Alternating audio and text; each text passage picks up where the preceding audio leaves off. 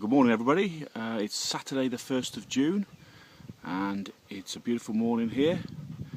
The weather is still cool for the time of year. It's about 10-11 degrees centigrade, but we're expecting something over 20, 21, 22 this morning today at Suckley. As you can see, Dexter's managed to find the only puddle available in the whole of the farm. We have had some rain over the last few days since our last update, and the soil is a little bit moister. But the plants are growing strongly now. You can see that they're starting to climb the wires.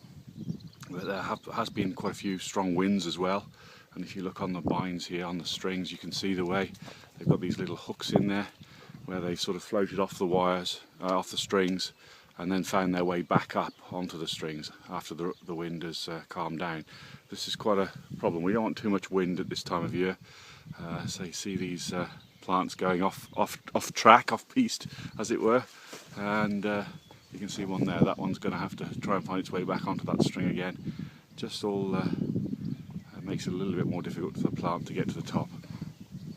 But say it's a really nice day here this morning. I think what we're going to see today is a few more inches of growth on the plants. The forecast today is for the warmest day of the year so far. The winds are quite mild, so it should be a good growing day. And here we are in the target. The growth is quite strong and uniform, not quite as tall as the Pilgrim at this stage, but they do look very good, look very well. And over in the distance there you can see the Dabinet apples, the cider apples, and the blossoms nicely out there. And in between the two, this is the ground where the Brambling cross is going to be later in the year. And here we are down at the Dabinet cider apples. You can see the blossom has come and starting to go a little bit on this now. The winds we've had have meant that the blossom's been knocked off quite badly, but there does seem to be a fair bit of fruit set on there, so hopefully the crop will be reasonable this year. You can see they're looking pretty well.